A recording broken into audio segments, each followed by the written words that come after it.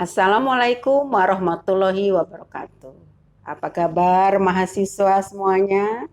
Masih tetap di rumah? Semangat ya walaupun belajar di rumah.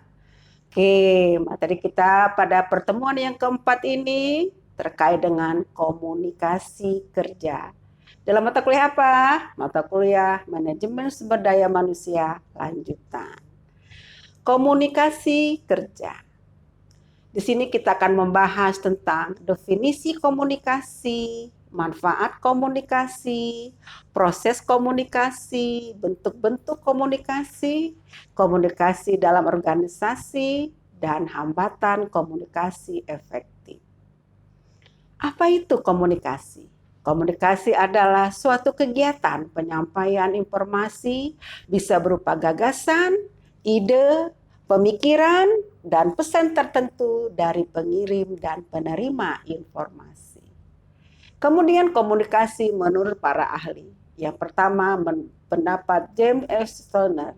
Komunikasi adalah suatu proses yang dilakukan seseorang untuk melakukan penyampaian atau pemindahan pesan.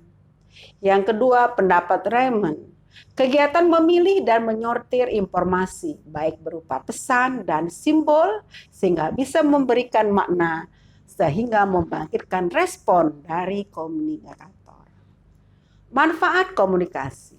Yang pertama, meningkatkan produktivitas perusahaan, meningkatkan kinerja karyawan, menghindari konflik, menyampaikan dan menerapkan peraturan perusahaan, mengambil keputusan, dan merealisasikan tujuan dan target perusahaan.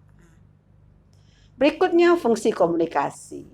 Oke, bisa kita lihat di sana mempunyai makna sebagai kendali, motivasi, ungkapan emosional, dan informasi. Bagaimanakah komunikasi itu berproses? Pertama ada komunikator, yang kedua ada pesan, yang ketiga ada saluran, dan yang keempat ada komunikan. Oke, bentuk komunikasi. Yang pertama ada komunikasi intrapribadi, komunikasi antar pribadi, ada komunikasi kelompok, ada komunikasi organisasi, dan yang terakhir ada komunikasi massa. Bagaimanakah saluran komunikasi? Ini ada 3 bentuk. Yang pertama video, yang kedua audio, yang ketiga audio video.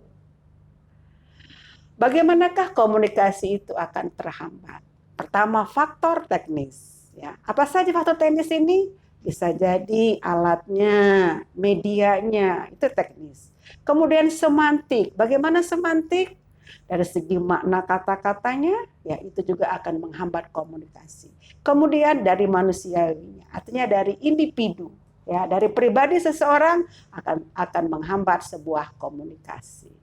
Oke, berikutnya adalah komunikasi dalam organisasi. Konsep komunikasi dalam organisasi. Di sini mengandung bentuk pertukaran pesan antar unit komunikasi yang berada dalam organisasi tertentu. Organisasi terdiri dari unit-unit komunikasi dalam hubungan-hubungan yang hierarkis antara yang satu lainnya dan berfungsi dalam satu lingkungan. Pengertian komunikasi organisasi adalah pengiriman dan penerimaan berbagai pesan organisasi di dalam kelompok formal maupun informal dari suatu organisasi. Ini menurut Wirianto.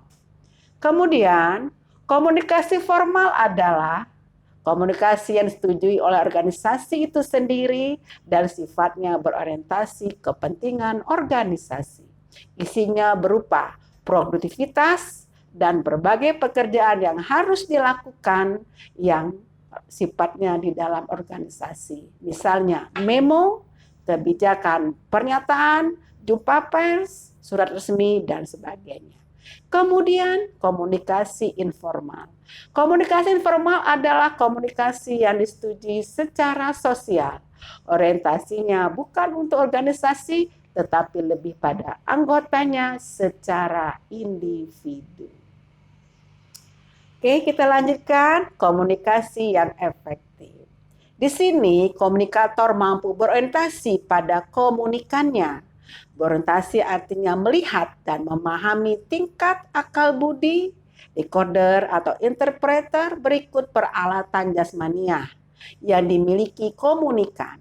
Mengingat hal ini terkait dengan pemilihan bentuk pesan, makna pesan, struktur pesan, dan cara penyajian pesan, termasuk pula penentuan saluran atau media yang harus Anda lakukan sebagai komunikator.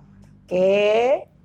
Syarat komunikasi efektif. Apa saja supaya terjadi efektif komunikasi itu? Persepsi dari segi pandangan, ya. Kemudian ketepatan, kredibilitas, pengendalian, dan kecocokan.